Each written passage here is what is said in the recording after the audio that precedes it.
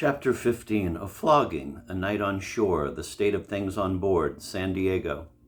For several days the captain seemed very much out of humor. Nothing went right or fast enough for him.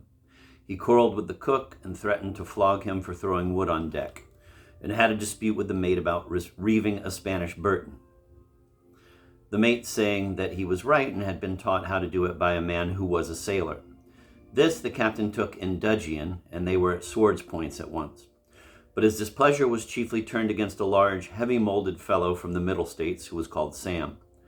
This man hesitated in his speech and was rather slow in his motions, but was a pretty good sailor, and always seemed to do his best. But the captain took a dislike to him, thought he was surly and lazy, and if you once give a dog a bad name, as the sailor phrase is, he may as well jump overboard. The captain found fault with everything this man did and hazed him for dropping a marline spike from the main yard where he was at work. This, of course, was an accident, but it was set down against him. The captain was on board all day Friday, and everything went on hard and disagreeably. The more you drive a man, the less he will do, was as true with us as with any other people. We worked late Friday night and were turned to early Saturday morning. About 10 o'clock, the captain ordered our new officer, Russell, who by this time had become thoroughly disliked by all the crew, to get the gig ready to take him ashore. John, the Swede, was sitting in the boat alongside, and Russell and myself were standing by the main hatchway waiting for the captain, who was down in the hold where the crew were at work, when we heard his voice raised in violent dispute with somebody. Whether it was with the mate or one of the crew, I could not tell, and then came blows and scuffling. I ran to the side and beckoned to John, who came up, and we leaned down the hatchway, and though we could see no one, yet we knew that the captain had the advantage, for his voice was loud and clear. "You see your condition? You see your condition? Will you ever give me any more of your jaw?" No answer, and then came wrestling and heaving, as though the man was trying to turn him. "You may as well keep still, for I have got you," said the captain. Then came the question, "Will you ever give me any more of your jaw?" "I never gave you any, sir," said Sam, for it was his voice that we heard, though low and half choked. "That's not what I ask you. Will you ever be impudent to me again?" "I never have been, sir," said Sam. "Answer my question, or I'll make a spread eagle of you. I'll flog you, by God." "I'm no Negro slave," said Sam. "Then I'll make you one," said the captain, and he came to the hatchway and sprang on deck, threw off his coat, and rolling up his sleeves, called out to the mate, "Seize that man up, Mr. A. Seize him up. Make a spread eagle of him. I'll teach you all who is master aboard." The crew and officers followed the captain up the hatchway, and after repeated orders, the mate laid hold of Sam. Who made no resistance, and carried him to the gangway. "What are you going to flog that man for, sir?" said John, the Swede, to the captain. Upon hearing this, the captain turned upon him, but knowing him to be quick and resolute, he ordered the steward to bring the irons, and calling upon Russell to help him, went up to John. "Let me alone," said John. "I'm willing to be put in irons. You need not use any force." And putting out his hands, the captain slipped the irons on and sent him aft to the quarterdeck. Sam by this time was seized up, as it is called, that is, placed against the shrouds, with his wrists made fast to the shrouds, his jacket off, and his back exposed. The captain stood on the break of the deck a few feet from him, and a little raised so as to have a good swing at him, and held in his hand the bight of a thick, strong rope. The officers stood round, and the crew grouped together in the waist. All these preparations made me feel sick and almost faint, angry and excited as I was. A man, a human being made in God's likeness, fastened up and flogged like a beast. A man, too, whom I had lived with and eaten with for months, and knew almost as well as a brother. The first and almost uncontrollable impulse was resistance, but what was to be done? The time for it had gone by. The two best men were fast, and there were only two beside myself, and a small boy of 10 or 12 years of age. And then there were, beside the captain, 3 officers, steward, agent, and clerk. But beside the numbers, what is there for sailors to do? If they resist, it is mutiny, and if they succeed and take the vessel, it is piracy. If they ever yield again, their punishment must come, and if they do not yield, they are pirates for life. If a sailor resists his commander, he resists the law, and piracy or submission are his only alternatives. Bad as it was, it must be borne. It is what a sailor ships for. Swinging the rope over his head and bending his body so as to give it full force, the captain brought it down upon the poor fellow's back. Once, twice, 6 times. "Will you ever give me any more of your jaw?" The man writhed with pain, but said not a word. 3 times more. This was too much, and he muttered something which I could not hear. This brought as many more as the man could stand, when the captain ordered him to be cut down and to go forward. "Now for you," said the captain, making up to John and taking his irons off. As soon as he was loose, he ran forward to the forecastle. "Bring that man aft," shouted the captain. The second mate, who had been a shipmate of John, stood still in the waist, and the mate walked slowly forward. But our third officer, anxious to show his zeal, sprang forward over the windlass and laid hold of John, but he soon threw him from him. At this moment I would have given words for the power to help the poor fellow, but it was all in vain. The captain stood on the quarter deck, bareheaded, his eyes flashing with rage and his face as red as blood, swinging the rope and calling out to his officers, "Drag him aft! Lay hold of him! I'll sweeten him," etc., etc. The mate now went forward and told John quietly to go aft. And he, seeing resistance in vain, threw the blackguard third mate from him, said he would go aft of himself, that they should not drag him, and went up to the gangway and held out his hands. But as soon as the captain began to make him fast, the indignity was too much, and he began to resist.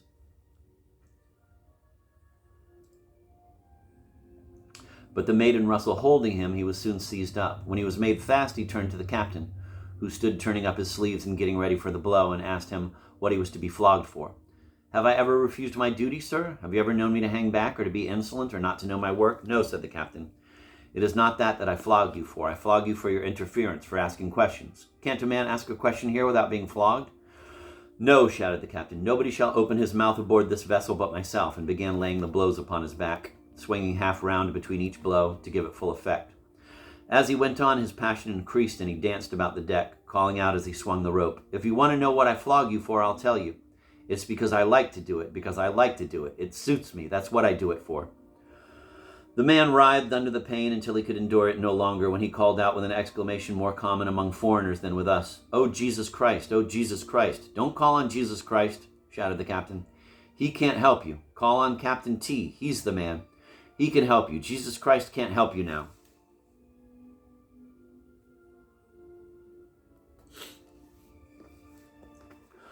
At these words, which I never shall forget, my blood ran cold. I could look on no longer. Disgusted, sick, and horror-struck, I turned away and leaned over the rail and looked down into the water. A few rapid thoughts of my own situation and of the prospect of future revenge crossed my mind, but the falling of the blows and the cries of the man called me back at once.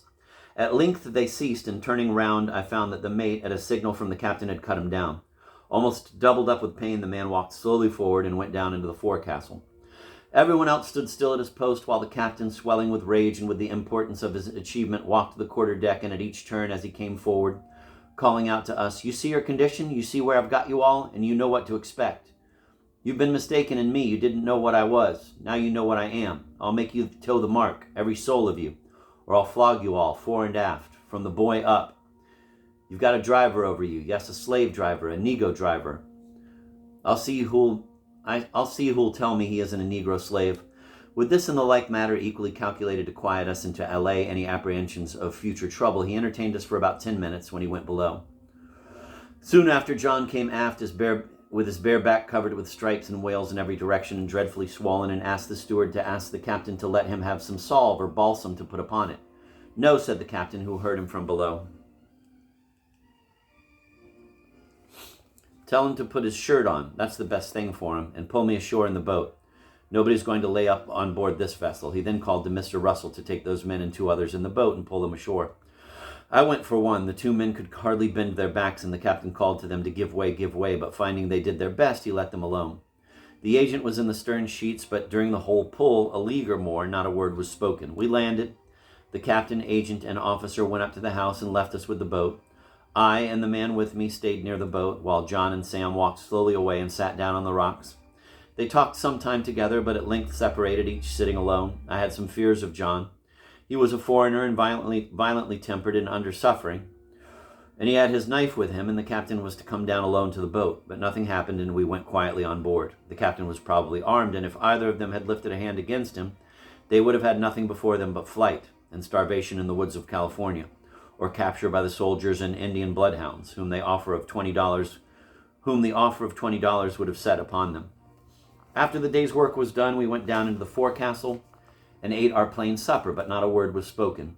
It was Saturday night, but there was no song, no sweethearts and wives. A gloom was over everything. The 2 men lay in their berths, groaning with pain, and we all turned in, but for myself not to sleep. A sound coming now and then from the berths of the 2 men showed that they were awake as they must have been, for they could hardly lie in one posture a moment. The dim swinging lamp of the forecastle shed its light over the dark hole in which we lived, and many and various reflections and purposes coursed through my mind. I thought of our situation, living under a tyranny, of the character of the country we were in, of the length of the voyage, and of the uncertainty attending our return to America. And then if we should return, of the prospect of obtaining justice and satisfaction for these poor men, and vowed that if God should ever give me the means, I would do something to redress the grievances and relieve the sufferings of that poor class of beings, of whom I then was one.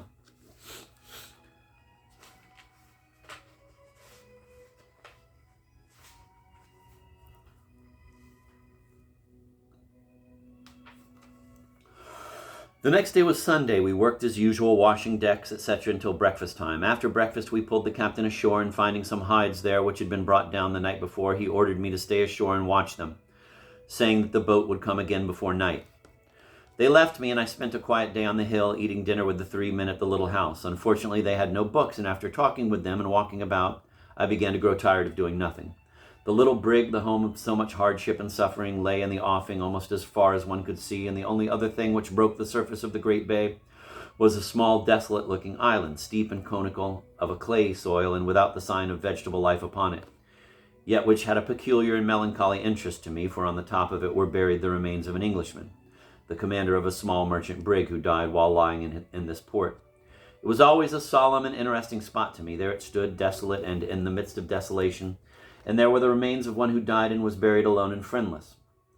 Had it been a common burying place, it would have been nothing. The single body corresponded well with the solitary character of everything around. It was the only thing in California from which I could ever extract anything like poetry.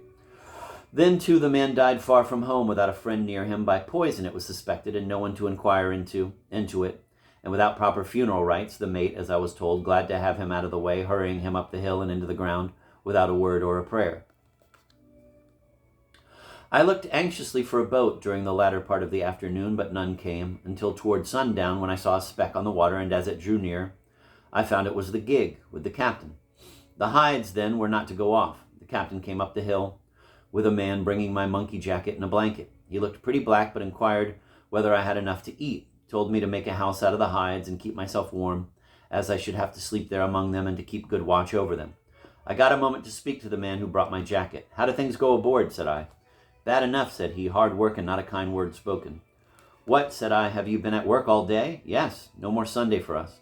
Everything has been moved in the hold from stern to stern and from the waterways to the keelson."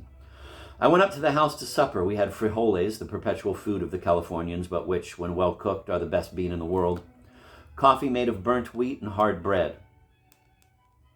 After our meal, the 3 men sat down by the light of a tallow candle with a pack of greasy Spanish cards, to the favorite game of Treinta Uno, a sort of Spanish everlasting.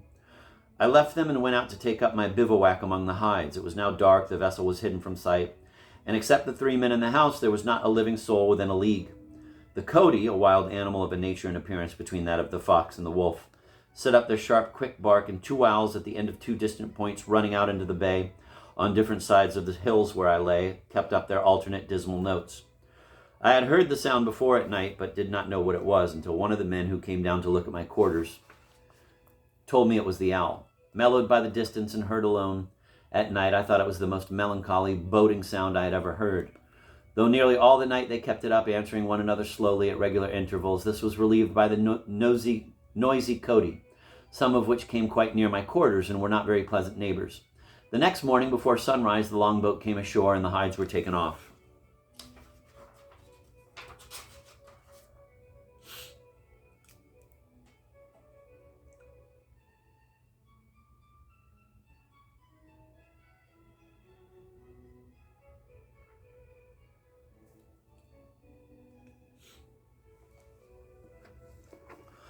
We lay at San Pedro about a week, engaged in taking off hides and in other labors which had now become our regular duties. I spent one more day on the hill watching a quantity of hides and goods, and this time succeeded in finding a part of a volume of Scott's Pirate in a corner of the house. But it failed me at a most interesting moment, and I betook myself to my acquaintances on shore, and from them learned a good deal about the customs of the country, the harbors, etc. This, they told me, was a worse harbor than Santa Barbara for southeasters, the bearing of the headland being a point and a half more to windward, and it being so shallow that the sea broke often as far out as where we lay at anchor. The gale from which we slipped at Santa Barbara had been so bad a one here that the whole bay for a league out was filled with the foam of the breakers, and seas actually broke over the Dead Man's Island. The Lagoda was lying there and slipped at the first alarm, and in such haste that she was obliged to leave her launch behind her at anchor. The little boat rode it out for several hours, pitching at her anchor and standing with her stern almost perpendicularly. The men told me that they watched her till towards night, when she snapped her cable and drove up over the breakers, high and dry upon the beach.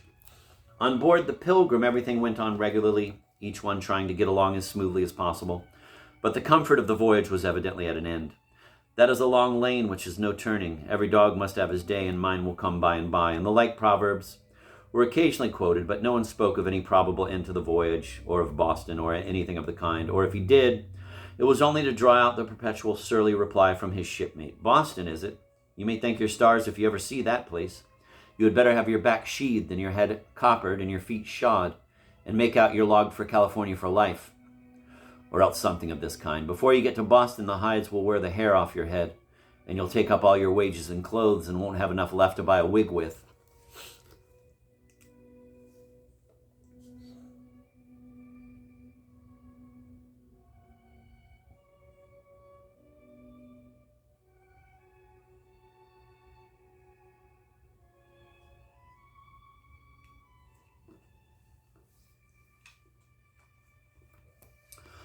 The flogging was seldom, if ever, alluded to by us in the forecastle. If anyone was inclined to talk about it, the others, with a delicacy which I hardly expected to find among them, always stopped him or turned the subject. But the behavior of the two men who were flogged toward one another showed a delicacy and a sense of honor, which would have been worthy of admiration in the highest walks of life. Sam knew that the other had suffered solely on his account, and in all his complaints he said that if he alone had been flogged, it would have been nothing, but that he never could see that man without thinking what had been the means of bringing that disgrace upon him. And John never by word or deed let anything escape him to remind the other that it was by interfering to save his shipmate that he had suffered. Having got all our spare room filled with hides, we hove up our anchor and made sail for San Diego. In no operation can the disposition of a crew be discovered better than in getting under way. Where things are, quote, done with a will, end of quote, everyone is like a cat aloft. Sails are loosed in an instant. Each one lays out his strength on his handspike, and the windlass goes briskly round with a loud cry of yo, heave ho. Heave and Paul, heave hearty ho. But with us, at this time, it was all dragging work. No one went aloft because his ordinary gait and the chain came slowly in over the windlass. The mate, between the night heads, exhausted all his official rhetoric and calls of heave with a will, heave hearty men, heave hearty, heave and raise the dead, heave and away, etc., but it would not do. Nobody broke his back or his handspike by his efforts, and when the cat tackle fall was strung along, and all hands, cook, steward, and all, laid hold to cat the anchor, instead of the lively song of cheerly men in which all hands join in the chorus, we pulled a long, heavy, silent pull, and as sailors say, a song is as good as 10 men. The anchor came to the cat head pretty slowly. Give us cheerily, said the mate, but there was no cheerily for us, and we did without it. The captain walked the quarter deck and said not a word. He must have seen the change, but there was nothing which he could notice officially.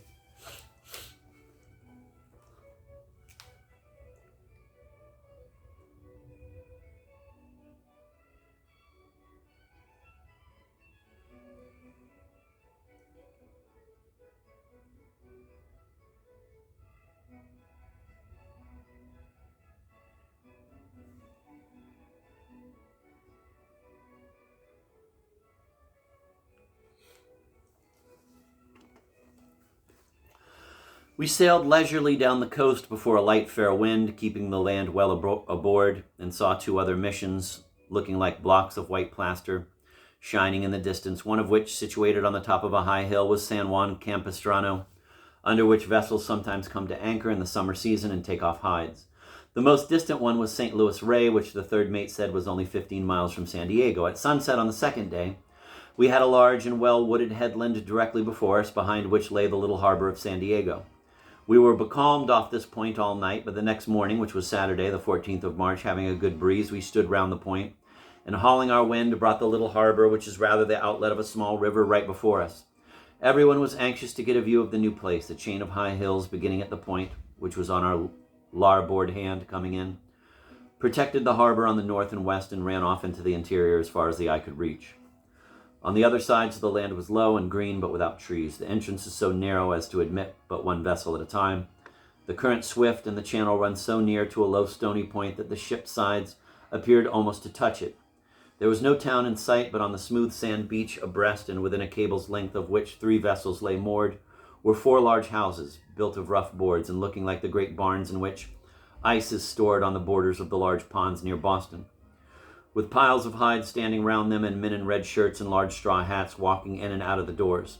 These were the hide houses. Of the vessels, one, a short, clumsy little hermaphrodite brig, we recognized as our old acquaintance, the Loriotte. Another, with sharp bows and raking masts, newly painted and tarred and glittering in the morning sun, with the blood-red banner and cross of St. George at her peak, was the handsome Ayacucho. The third was a large ship, with top-gallant masts housed and sails unbent, and looking as rusty and worn as 2 years' hide droghing could make her.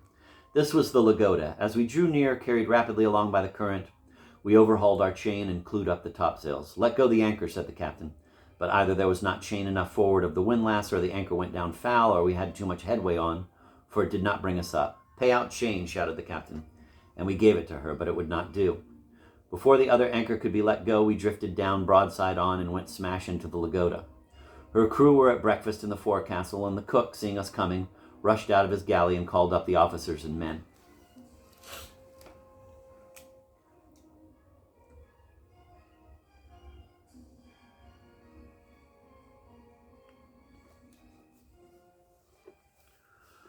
Fortunately, no great harm was done. Her jib boom ran between our fore and main masts, carrying away some of our rigging and breaking down the rail. She lost her martingale. This brought us up, and they paid out chain. We swung clear of them and let go the other anchor, but this had as bad luck as the first, for before anyone perceived it, we were drifting onto the Loriotte.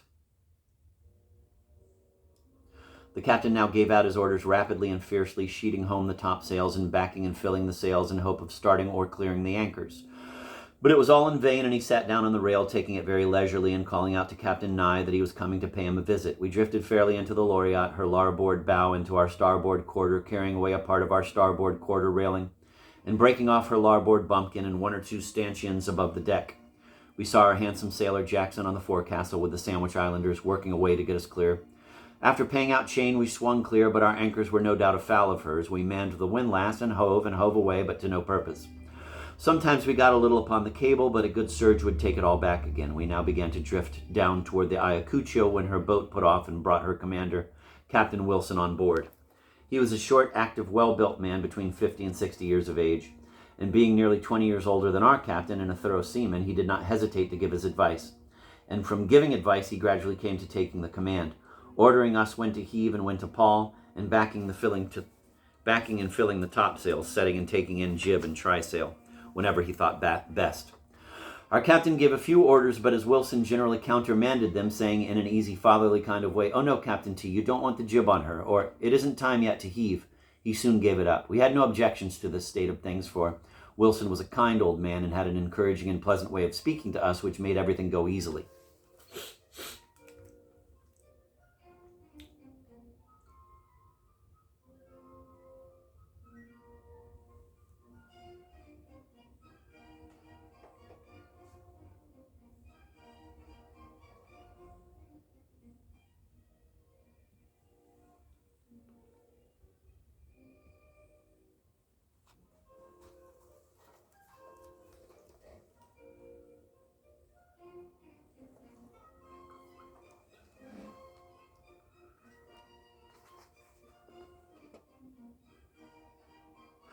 After 2 or 3 hours of constant labor at the windlass, heaving and yo-hoing with all our might, we brought up an anchor with the Loriotte's small bower fast to it. Having cleared this and let it go, and cleared our house, we soon got our other anchor, which had dragged half over the harbor. "Now," said Wilson, "I'll find you a good berth." And setting both the topsails, he carried us down and brought us to anchor in handsome style directly abreast of the hide house, which we were to use. Having done this, he took his leave, while we furled the sails and got our breakfast, which was welcome for us, for we had worked hard, and it was nearly 12 o'clock. After breakfast and until night, we were employed in getting out the boats and mooring ship.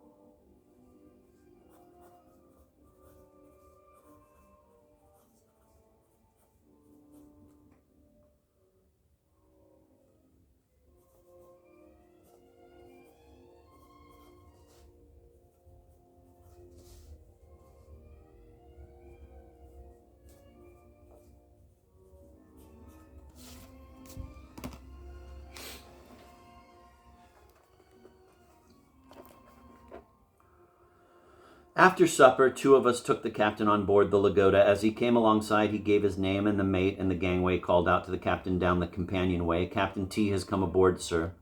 "Has he brought his brig with him?" said the rough old fellow in a tone which made itself heard fore and aft. This mortified our captain a little, and it became a standing joke among us for the rest of the voyage.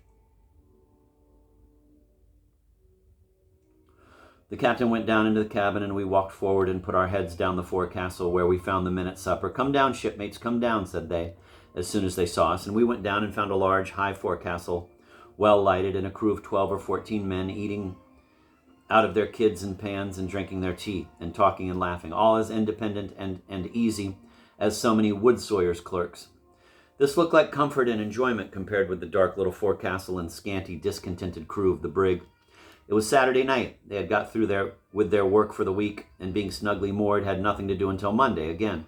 After 2 years' hard service, they had seen the worst and all of California, had got their cargo nearly stowed, and expected to sail in a week or 2 for Boston. We spent an hour or more with them talking over California matters until the word was passed, "Pilgrims away," and we went back with our captain. They were a hardy but intelligent crew, a little roughened and their clothes patched and old from California wear, all able seamen, and between the ages of 20 and 35. They inquired about our vessel, the usage, etc., and were not a little surprised at the story of the flogging. They said there were often difficulties in vessels on the coast, and sometimes knockdowns and fightings, but they had never heard before of a regular seizing up and flogging. Spread eagles were a new kind of bird in California. Sunday, they said, was always given in San Diego, both at the hide houses and on board the vessels, a large number usually going up to the town on Liberty. We learned a good deal from them about curing and stowing of hides, etc., and they were anxious to have the latest news, 7 months old, from Boston. One of their first inquiries was for Father Taylor, the seaman's preacher in Boston.